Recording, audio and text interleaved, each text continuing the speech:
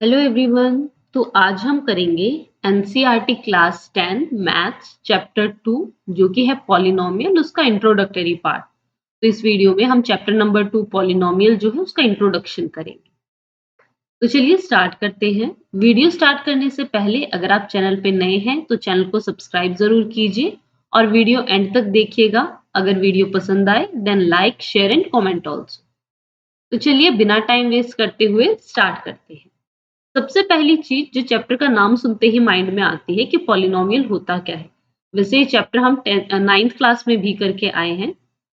अगर पॉलिनोमियल की समझने के लिहाज से अगर मैं कहूँ या सिंपलेस्ट डेफिनेशन की बात करूँ तो पॉलिनोमियल होता क्या है, एक ऐसी एक्सप्रेशन जिसमें पावर ऑफ वेरिएबल जो है वो क्या हो, होल नंबर हो। एक ऐसी एक्सप्रेशन जिसमें पावर ऑफ वेरिएबल क्या होते हैं, जो भी अननोन टर्म्स होती हैं एक्सप्रेशन में या फिर इक्वेशन में, जैसे x y z a b c. इनमें अगर पावर ऑफ वेरिएबल जो है वो होल नंबर है तो ऐसी एक्सप्रेशन को हम पॉलिनोमियल कहते हैं। ठीक है, किस तरीके से, मान लो मेरे पास एक एक्सप्रेशन है 7x² प्लस में 13z प्लस 5। अब हम क्या करेंगे, इस एक्सप्रेशन में सबसे पहले देखते हैं कि भाई मेरे पास जो है वेरिएबल कौन कौन से हैं। 7 तो 7 है, नंबर है, यहाँ पे वेरिएबल हो गया x। क्या x की पावर होल नंबर है? x की पावर है 2। होल नंबर कौन से होते हैं? 0 1 2 3 4 5 एंड सो ऑन। तो 2 इज अ होल नंबर। 13 नंबर है z। z एक वेरिएबल है। z की पावर क्या है? अगर किसी चीज की पावर नहीं दे रखी होती है तो ये हम अपने आप एज्यूम कर लेते हैं कि उसकी पावर 1 होगी। तो z की पावर 1 भी एक होल नंबर। तो यहाँ से मैंने देखा जितने भी वेरिएबल नजर आ रहे थे उनकी पावर होल नंबर है, तो ये पॉलिनोमियल होगा। अब जो पॉलिनोमियल होते हैं वो सिंगल वेरिएबल में भी मिलेंगे आपको, मल्टीपल वेरिएबल में भी मिलेंगे। जैसे ये मैंने लिया था, इसमें वेरिएबल काफी थे, x था, z था। लेकिन इस चैप्टर में जो हम देखेंगे या पढ़ेंगे उसमें हम सिंगल वेरिएबल में पढ़ेंगे, जैसे कि 3x² माइनस 4x प्लस 7, यानी पूरी इक्वेशन में एक ही टाइप का वेरिएबल मिलेगा, दैट इज x। तो यहाँ देखो x की पावर 2, यहाँ x की पावर 1, तो ये एक पॉलिनोमियल है। अब अगर मैं कहूँ under root x minus 3, is it a polynomial? तो ये जो x है वेरिएबल है, इसकी पावर क्या है? रूट। रूट का मतलब क्या होता है? पावर 1/2। तो ये एक्चुअल में है x की पावर 1/2 माइनस 3। वेरिएबल की पावर है 1/2। क्या 1/2 होल नंबर होता है? नहीं, होल नंबर 0 से स्टार्ट होते हैं एंड देन 1 2 3 4 इस तरीके से जाते हैं। तो ये पॉलिनोमियल नहीं होगा। ठीक है, आपको सिंपली अगर किसी पॉलिनोमियल को पहचानना है तो ये देखो कि उस एक्सप्रेशन में वेरिएबल कहाँ है और उन वेरिएबल की पावर क्या है। अगर पावर होल नंबर रहती है तो हम उसको पॉलिनोमियल कहेंगे। अगर मेरे पास एक नंबर आए 3 और मैं कहूँ चेक करो क्या 3 एक पॉलिनोमियल है, तो आप कहेंगे मैम इसके साथ तो वेरिएबल ही नहीं है। अगर मैं इसके साथ वेरिएबल लगाना चाहूं तो कैसे लगेगा? देखो 3 अपनी मर्जी से अगर मैं वेरिएबल लगाऊं और वेरिएबल की पावर 0 कर दूं, हमें पता है किसी भी चीज की पावर अगर 0 होती है, एक्स वाई जेड या फिर कोई भी नंबर 3 5 11 कोई भी नंबर लो, अगर किसी भी चीज की पावर 0 होती है तो इक्वल टू 1 होता है। किसी भी चीज की पावर 0 होगी तो वो इक्वल टू 1 रहेगा। 3 की पावर 0 1 होता है, 5 की पावर 0 भी 1 होता है। किसी भी चीज की पावर 0 1 रहता है। तो 3 को मैं ऐसे भी तो लिख सकती हूँ 3x की पावर 0। क्यों? क्योंकि x की पावर 0 क्या है? 1 ही तो है। और 3 को 3 इंटू 1 बोल दो तो भी गलत थोड़ी होगा, 3 इंटू 1 1 ही होता है।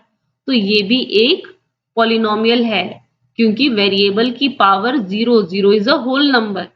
तो अगर कोई नंबर खाली गिवन है और आपसे पूछ लिया जाए कि क्या ये पॉलिनोमियल होगा या नहीं, तो सिंपल सी बात है वो होगा। 9 एक पॉलिनोमियल है। क्यों? क्योंकि 9 को मैं कैसे लिख सकती हूँ? 9, अब कोई भी पॉलिनोमियल ले लो, वेरिएबल ले लो, a की पावर 0, क्योंकि a की पावर 0 क्या होता है? 1। और 9 को चाहे 9 मल्टीप्लाई 1 रख दो, रहेगा तो वो 9।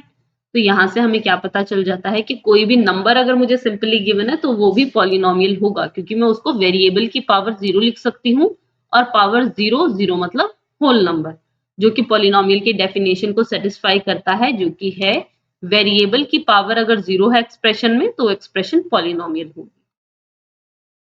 अब मुझे सिंगल वेरिएबल में अगर कोई एक्सप्रेशन गिवन है, जैसे कि 3y³ माइनस 9y की पावर 5 प्लस 2y, इस तरीके से y की फॉर्म में अगर मुझे कोई पॉलिनोमियल गिवन है तो मैं इसको कैसे लिखती हूँ? This is a polynomial in y variable.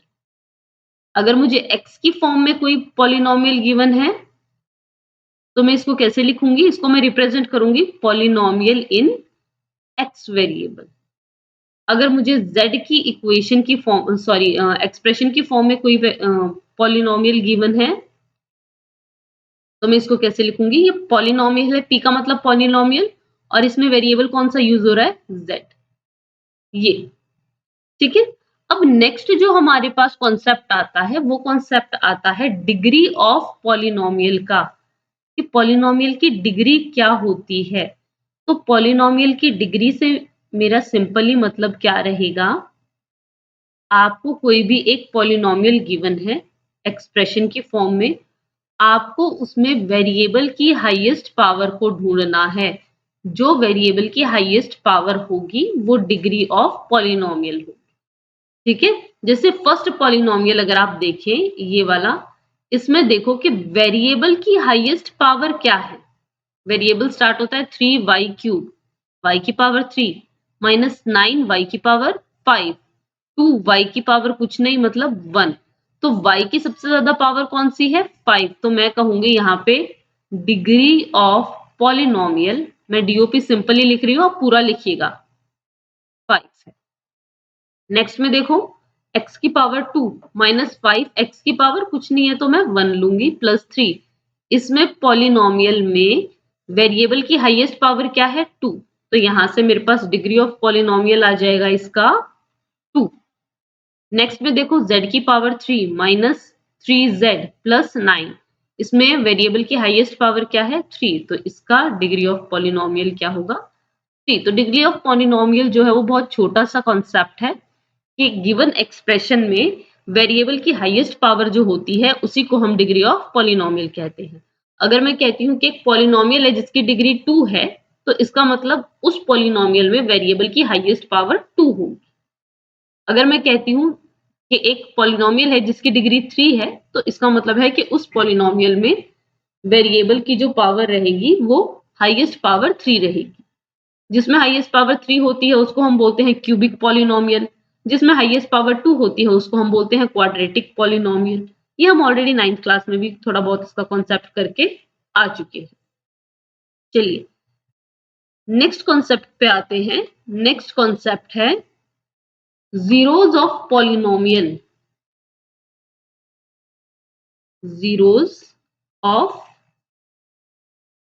Polynomial, इसका मतलब क्या होता है? सिंपली इसकी एक बार डेफिनेशन देख लेते हैं, फिर मैं एक दो एग्जाम्पल के साथ आपको बताऊंगी। पॉलिनोमियल में वेरिएबल की वो वैल्यू जिसको अगर आप पुट करें तो आंसर क्या आए? 0 आए। किसी भी पॉलिनोमियल में वेरिएबल की ऐसी वैल्यू जिसको पॉलिनोमियल में पुट करोगे तो आंसर 0 आएगा, उसको बोलते हैं जीरोज ऑफ पॉलिनोमियल। जैसे कि मेरे पास एक पॉलिनोमियल है 3x माइनस 6, ये एक पॉलिनोमियल है, कौन से वेरिएबल में है? x में। इसमें वेरिएबल की वो वैल्यू यानी x की वो वैल्यू जिसको अगर मैं यहाँ पे x की जगह पुट करूंगी तो आंसर 0 आएगा। मैं यहाँ पे अगर x की जगह 2 पुट करूं, 3 2 6, 6 माइनस 6 क्या हो गया? 0। तो x की वो वैल्यू जिसको मैंने x की जगह पुट किया तो पूरे एक्सप्रेशन को सॉल्व करने से आंसर 0 आ गया। तो ऐसी वेरिएबल की वैल्यू को मैं बोलती हूँ जीरो ऑफ पॉलिनोमियल, यानी x की जगह पे पॉलिनोमियल में जहां x था वहां मैंने क्या रख दिया? 2। तो ये जो 2 था इसको पुट करने से आंसर 0 आया, तो मैं कहूंगी कि इस पॉलिनोमियल का जो 0 था वो 2 था। ठीक है, सिंपली पॉलिनोमियल में वेरिएबल की ऐसी वैल्यू जिसको जब आप पुट करेंगे तो आंसर 0 आएगा, उस वैल्यू को हम बोलते हैं जीरो ऑफ पॉलिनोमियल या फिर जीरोज ऑफ पॉलिनोमियल। अभी मैं आपको एक और एग्जांपल के साथ बताती हूँ। X square minus 2x plus 1, ये मेरे पास एक पॉलिनोमियल है x वेरिएबल में। अभी x की ऐसी वैल्यू जिसको जब मैं यहाँ पे पुट करूं तो आंसर 0 आ जाए, उसको हम बोलेंगे जीरोज ऑफ पॉलिनोमियल। तो एक काम करती हूँ, मैं x की जगह 1 पुट करती हूँ। x की जगह क्या पुट करेंगे? 1। तो जहां जहां भी x है पूरी एक्सप्रेशन में वहां पे 1 पुट कर दिया जाएगा। 1 का स्क्वायर, x की जगह 1 पुट करना है, -2, x की जगह 1 प्लस 1, 1 का स्क्वायर 1, -2 1 2 प्लस 1, 1 प्लस 1 2, तो 2 में से 2 गया 0। तो x की वैल्यू जब मैंने 1 पुट की तो आंसर क्या आ गया? 0। तो ये जो 1 है इसको मैं बोलूंगी this is the zero of polynomial. ठीक है, तो जीरो ऑफ पॉलिनोमियल क्या होते हैं? वेरिएबल की ऐसी वैल्यू जिसको आप पॉलिनोमियल में पुट करें तो लास्ट में आंसर 0 आ जाए, उसे हम कहते हैं जीरोज ऑफ पॉलिनोमियल। अब जरूरी नहीं है एक ही ऐसी वैल्यू हो, एक से ज्यादा भी वैल्यू हो सकती है। हमें कैसे पता चलेगा कि किसी पॉलिनोमियल के कितने जीरोज हैं? ये हमें पता चलेगा डिग्री ऑफ पॉलिनोमियल से। अगर किसी पॉलिनोमियल की डिग्री 1 है तो उसका एक ही जीरो होगा।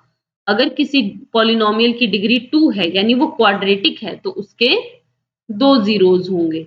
अगर किसी पॉलिनोमियल की डिग्री 3 है यानी वो क्यूबिक है तो उसके 3 जीरोज होंगे। ठीक है, तो इस तरीके से हमें पता चल जाता है किसी भी एक्सप्रेशन को देख के कि उसके कितने जीरोज होंगे। ये भी बहुत छोटा सा कॉन्सेप्ट था पर बहुत इंपॉर्टेंट था। Relation between coefficients and zeros, कि अगर मेरे पास एक पॉलिनोमियल है तो उसके कोफिशिएंट्स और जीरोज में क्या रिलेशन होगा। अब मैं अच्छे से बताती हूँ, यहाँ पे मैं कोफिशिएंट किसको बोल रही हूँ और जीरोज का मतलब तो आपको पता ही चल चुका है। मान लो मेरे पास एक पॉलिनोमियल है 7x square plus 3x minus 2। तो इसमें जीरोज तो आपको पता है, x की वो वैल्यूज जिनको मैं पुट करूं आंसर 0 आए वो तो हो गए जीरोज। कोफिशिएंट क्या होंगे? वेरिएबल के साथ जो नंबर गिवन है ना, ये 7, ये 3, इनको हम बोलते हैं कोफिशिएंट्स। और अगर मैं दूसरी तरीके से कहूँ तो इनको हम कॉन्स्टेंट्स भी बोल देते हैं। तो relation between coefficients and zeros भी हो जाता है, तो ये इसको relation between constant and zero भी बोल देते हैं। ये 2, इस 2 को भी हम लेंगे, क्यों? क्योंकि इसके साथ जो वेरिएबल है x उसकी पावर 0 है। तो इनके बीच में क्या रिलेशन है? अभी ये तो मैंने एग्जांपल के लिए ले लिया 7x square plus 3x minus 2। अगर आपको लेना होगा तो हम एक काम करते हैं, मैं एक स्टैंडर्ड फॉर्म में इसको लिख देती हूँ।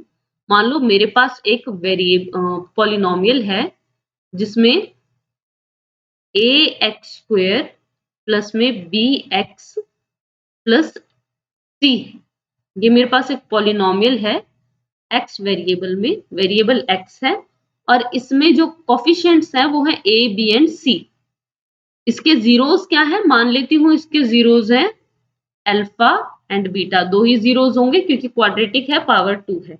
मैंने एक पॉलिनोमियल मान लिया ax square plus bx plus c जिसमें वेरिएबल जो है वो x है और इसके जीरोस हैं अल्फा बीटा। अब मुझे जो चीज याद रखनी है कि जो जीरोस जो हैं अल्फा बीटा, इनका सम हमेशा माइनस बी बाय ए के इक्वल होगा। जो 2 जीरोस होंगे, अब वो कुछ भी हो सकते हैं डिपेंडिंग ऑन आपका पॉलिनोमियल क्या है। जो भी जीरोस होंगे उनका सम हमेशा माइनस बी बाय ए होगा।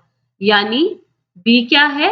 एक्स के साथ वाली टर्म, ए क्या है? एक्स स्क्वायर के साथ वाली टर्म, और इन दोनों का प्रोडक्ट सी बाय ए के इक्वल होगा। ठीक है, तो ये चीज आपको याद करनी पड़ेगी कि sum of zeros minus B by A के इक्वल होगा और product of zeros C by A के इक्वल होगा। Sum of zeros minus B by A, product of zeros C by A.